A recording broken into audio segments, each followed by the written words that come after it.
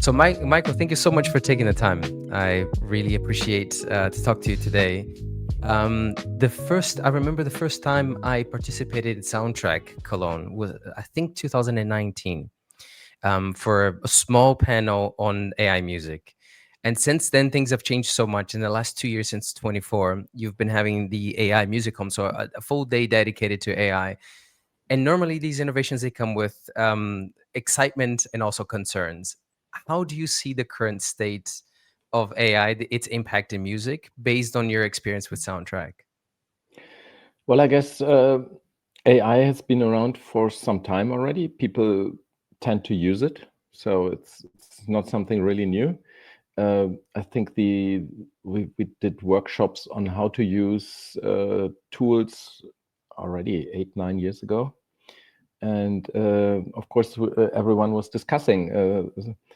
Is this ethical correct to work with AI tools? Which kinds of AI tools you could use?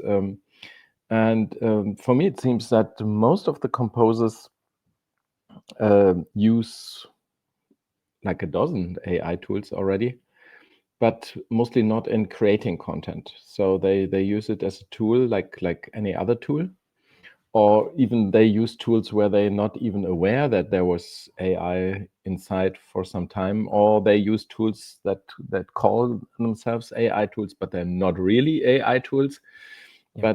but pretend to be. So there's also the question of the branding of tools that people use. I spoke a couple of weeks ago with a company that doing AI tools, and they state they don't want to be affiliated with the word AI because some of the composers don't appreciate it because they feel it's bad to use AI just as a dogma, and so they tended to just sell it as normal tools for mixing and so on, and don't tell anyone explicitly that there's AI inside. But it's not generative AI, it's non-generative AI, and I think that's also a big difference that lots of people don't use generative AI because they feel the composing can be done still much easier by themselves. But everything around is of course convenient or helps, and I think that is more the general direction that composers in the field of media music tend to think. You started Soundtrack in 2004, and Yeah. in 2020 you expanded it to Switzerland, to Zurich. Do you see any difference when contrasting your experience in Switzerland and in Germany? Do you see any difference as to how the topic is being discussed and people's perceptions or the support of the government in these places? How do you see the differences between Switzerland and Germany, for example?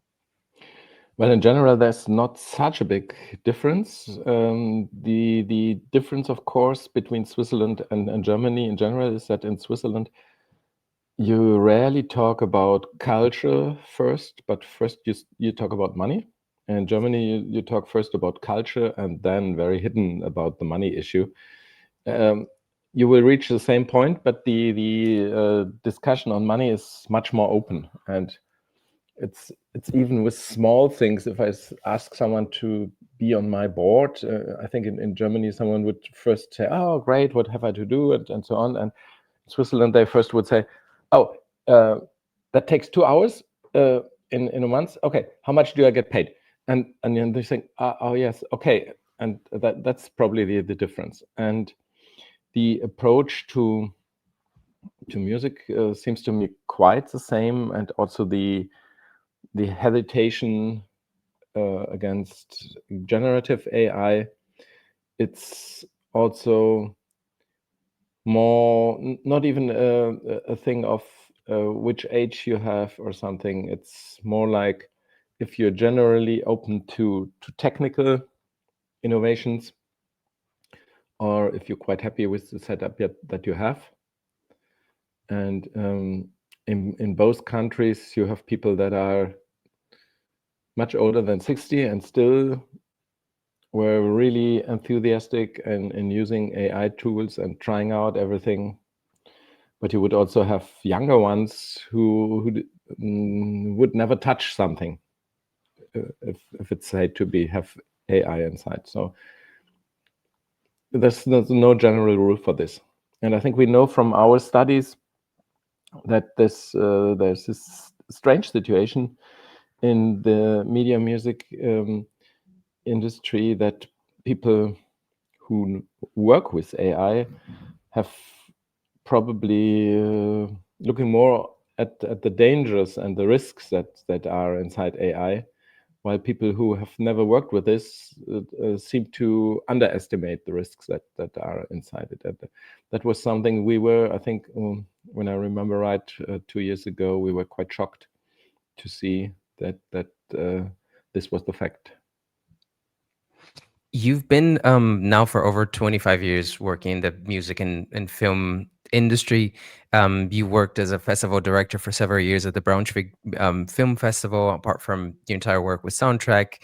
Worked in several documentaries and films like Lowlights, Parallax Sounds, The Sound of Cologne. Do you see any difference between the film sector and the music sector as to how they're responding to AI or their perceptions to the use of AI in these different sectors? I guess everyone is aware of the possibilities. It's in both sectors, but probably the people that are in professional area are also all aware that it's difficult to use the results that come from AI because the right situation is not pretty clear. So you never know if you use stuff, if someone will sue you in 5 years because they found there's a particle of their IP inside, and that is something as that will stop the use of AI in any professional circumstances.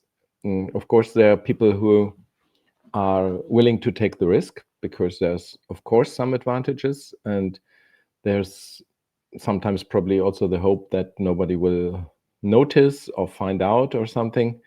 But in general, if you're liable to guarantee the existence of the rights, and you're you have to pay in case someone notices you took what kind of snippet of film or music, then of course it stops you to use stuff from other people.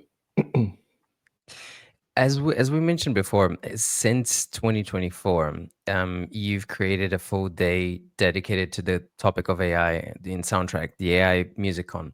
So it's been 2 years. I remember that on the 24, I was fortunate, I think, to participate in 2 different panels, and there were exhibitions of new tools and debates with really critical ideas that were raised.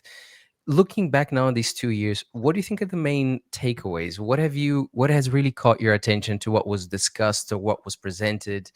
How would you summarize these 2 years of AI MusicCon at SoundTrack?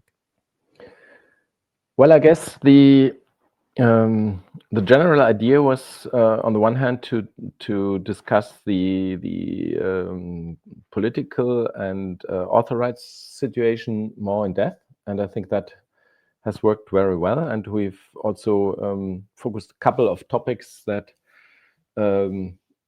seem to advance also the situation with author rights societies. For example, this year we came up after our discussions that one of the big issues is that the training data that people need to train their AI is hard to achieve in a legal or ethical correct way, even if you want to do this, and that the amount of data that you would need cannot be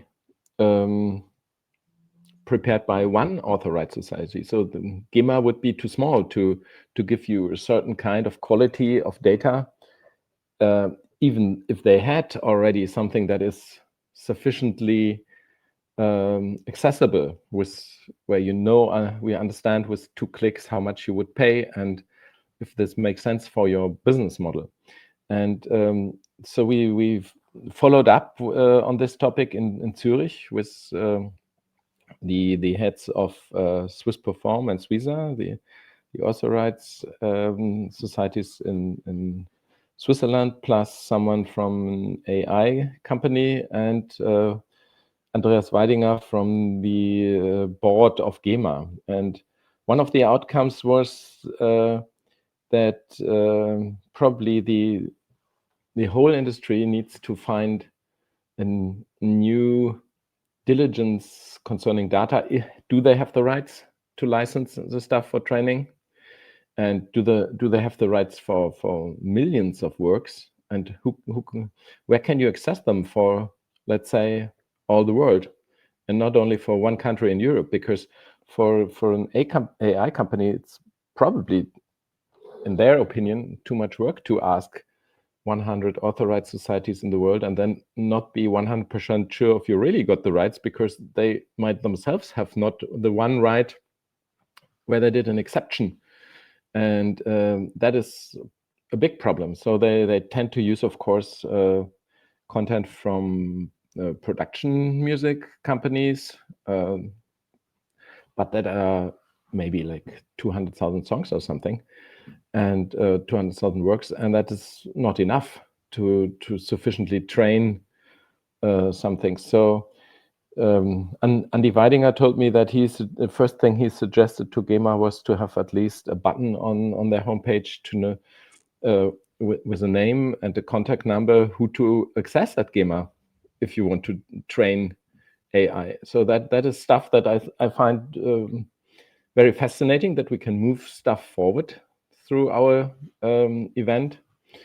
And that is only the one part, the author rights part. And of course, we were able to involve politicians. We were able to involve heads of cultural organizations that have some influence on governments and so on, and to educate them on this topic.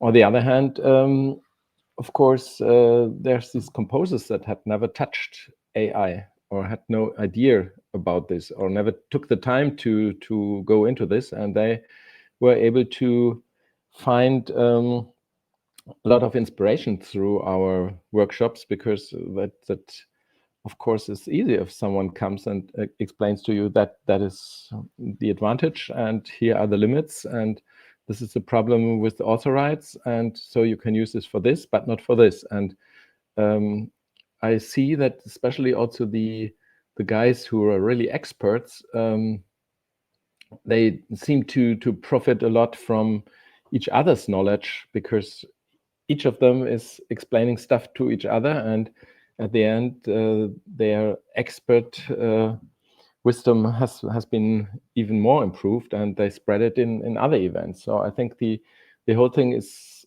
pretty fascinating. And of course, for myself, I'm not a musician, but I learn a lot. It's amazing, of course.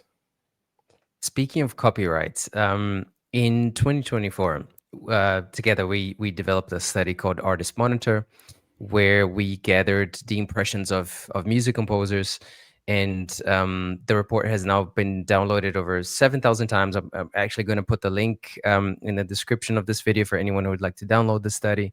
And one of the things that caught my attention there was first the lack of awareness of composers with the AI Act, for example, or the regulations that were involved, and also how much they felt unprotected by the current regulations. And it's that typical problem where the technology runs much faster than the regulations. So we're always trying to play catch up. In this game of playing catch up, what do you think would be some immediate thing? You touched already on copyrights, but what would be some immediate things that would definitely help the composers, for example, in terms of support and regulations from the government? Well, if the AI Act would be implemented like I think it was planned, of course, that would be at least a big advantage. So the problem of implemented to the rights in all the nations all over Europe, of course, is a big fight in each country, and we see in Germany how difficult it is. And in general, of course, the aim would be. I understand that the government has, of course, the the aim also to make AI accessible, make it usable for everyone, make it a regular tool. So in order not to lose these, it's not really a fight, but the the war on who's faster with AI and who's faster in using AI, because of course AI can save a lot of time, and as some guy put it, I think it was the head of NVIDIA, you're not losing your job to AI, but you're going to lose your job to someone who uses AI. And of course, in music, it will mean that someone does the same job much faster. And that will mean at the end that the payment will go down for the same results. And for the people who don't use AI, they will be, of course, slower, and their income will go down. So in music, of course, it will be totally irrelevant to that everyone, at least if he doesn't use generative AI, but he will be at least use non-generative AI for demos or for stem separation or from premixes or whatever, where you use it. And I think that will be the new normal in some time. And on the other hand, there's a big chance also in it to, so if you have an IP, if you have a certain style that is hard to copy, because it's the music that is connected to you as a personality, there's also the big chance that in case you get older and you're not able to compose yourself, you can sell your IP to someone who uses your IP and takes an AI that's only working on premises, only working with your IP, and then proliferates your music into the future, so that you have, I don't know, the composer A, let's say it's the Hans Zimmer style. He's not that you just hear it from the beginning, but let's say we have a composer who's really a personal style. The jazz composer Niels Petter Møller, for example, when he does film music, you still understand it's Niels Petter Møller inside. And he's now too old to play trumpet at some point, let's say this, and then he's selling this to a younger composer, and this guy uses AI and plays for the next 200 years Niels Petter Møller style, because he has the rights to it. He uses an AI on premise, and then he can do this music that sounds like Niels Petter Møller. And that makes it also worthy for the future, or as a heritage. And I think that will also help the film composers to be remembered for the next couple of 100 years. And of course, the precondition for this is a usable AI on premise, which is something I think that is also developed now in music. Also the possibility not to put out music, but for example, put out MIDI data, as we have already experienced with some of the AI tools. So all these innovations now help to develop this market to something that is usable for everyone. And of course, one of the big points will be to have AI into the future in music, that's the right situation is cleared. And I think one of the preconditions for this is the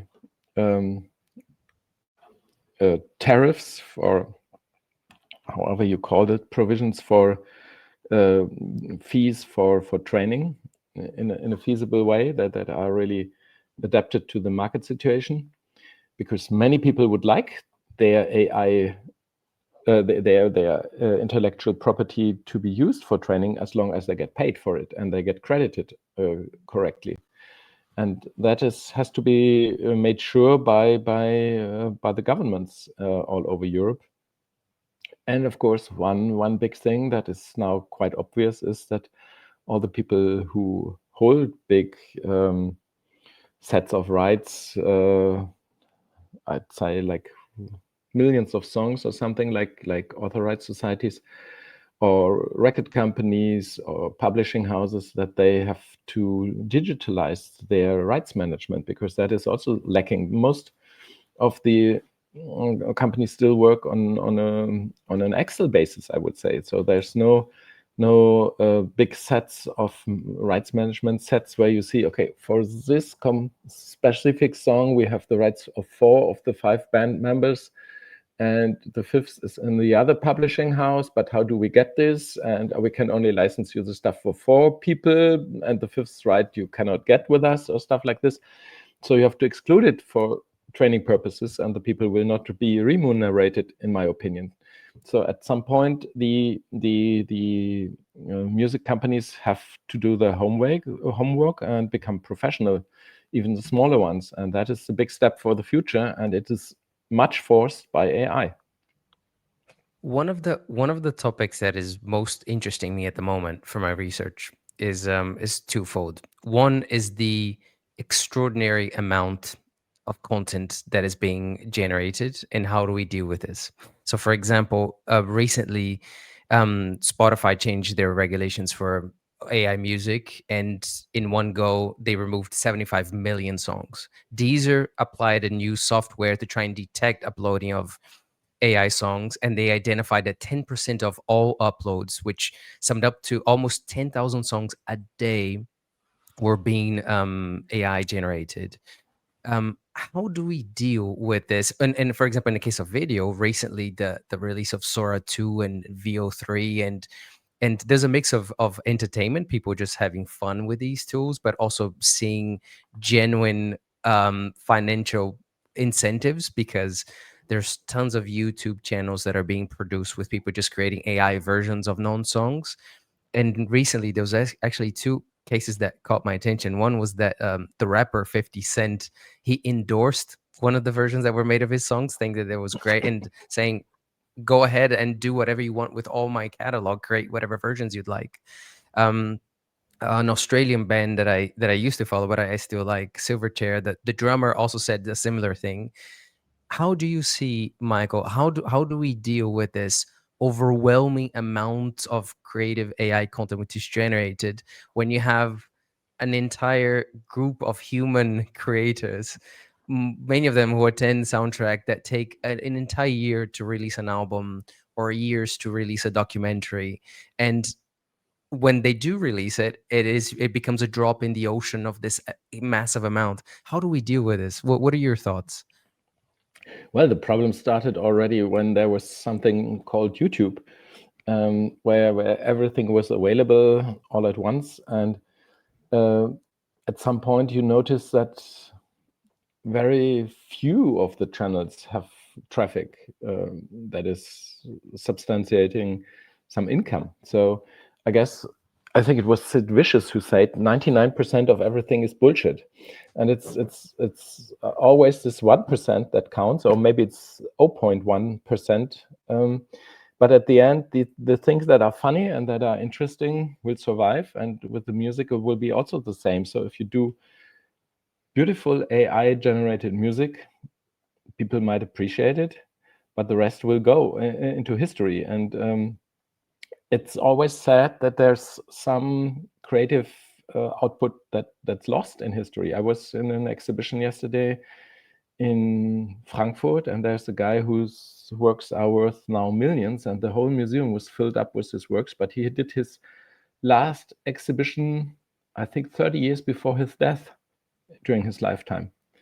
And not sure he sold stuff during his lifetime, or he didn't need to live on this, because he was a rich guy. So he painted just for fun, and now people appreciate his works and show them parallel to Cézanne and Monet and so on.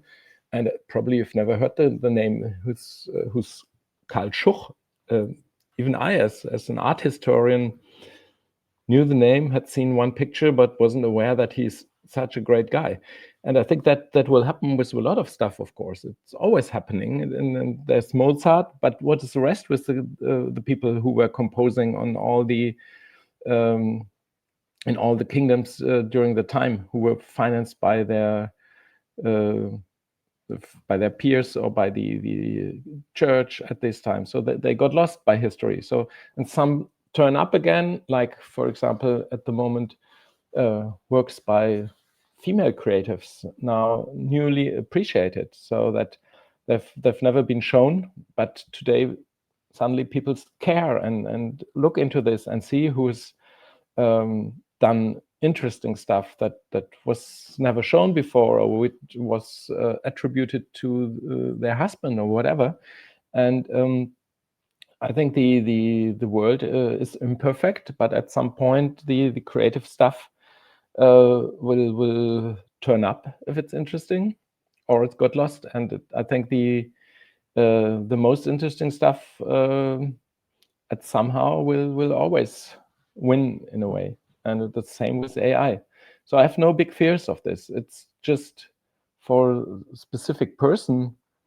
I think it will be sad if you've put a lot of energy in a song and it's not shining and nobody appreciates this. But that was always the same. There's cool bands that have published a record, but they sold 500 records to their friends and nobody knew them. And that always happened. That's also a question of the right marketing and of the right idea at the right moments. So we're coming to close to the end now. One thing that I'd like to know is, how do you envision the future of the AI musicon? So the section of AI in SoundTrack. What are some of the topics that you're interested, that you would like to bring to? What are some of the discussions that you would like to raise or continue to be raised? How do you see the future of AI musicon in SoundTrack? Well, I see that it's very much important that the parts of culture that so far feel not touched by AI, that they understand that it will also touch their field of art, and that all the people working there, especially in associations representing artists, that they are aware what is happening.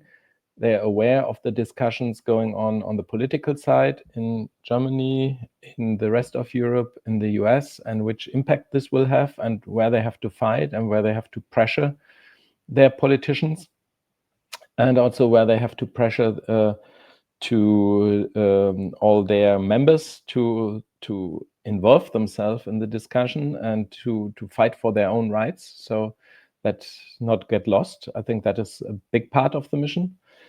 And the other part of our mission, of course, will be to introduce interesting stuff, introduce new problems, new chances, new tools. And I think if we can achieve this, that you have a balance between the stuff that is on a political level interesting or should interest you, plus the stuff that helps you in your daily work, then we have achieved already something with the AI musicon. And that will go on for a couple of years until we know everyone has got it, and then we probably don't need it anymore at some point. Perfect. And Michael, to finish up, I just have some quick fire questions. The first one, it doesn't have to be related to AI, but what would you say are 3 artists that have most influenced you? Me? Oh. Yeah, you as a person. Not necessarily related with AI. 3 artists, can be all from music, from different sectors, that have most influenced you throughout your life. Difficult. But I would say Terry Gilliam as the director, Depeche Mode as a band, probably, and maybe someone like Picasso as an artist. So, but you know, if I dive deeper into this, that might turn up more names that are interesting, more interesting. I'm sure it will be a long list. Briefly, in terms of AI, what makes human creativity unique? I think the uniqueness will be that you at some point recognize, oh, that might have been a mistake, but it sounds beautiful. And that is something that AI, at least at the moment, cannot achieve, to make mistakes regularly in a way that are not predictable and that push forward stuff. So like at some point, when you do a mixing and you take out all the high frequencies, and then you hear suddenly, okay, this drum sound is muted somehow, but it's cool. It's not a mistake, and I use this now. So all these kind of things are something that a human brain can quite easily understand to turn around stuff that might be low quality or seem to be not artistic, and then turn this into art. And that was also a point of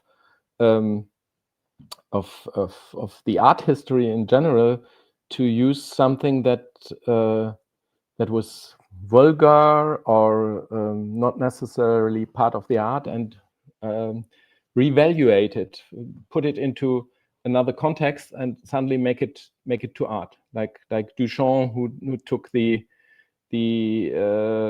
pissoir and said, okay, I put this in a museum and now it's art. And these kind of devaluating and revaluating and putting value into stuff that has not been valuated before, I think that is a possibility that AI cannot do.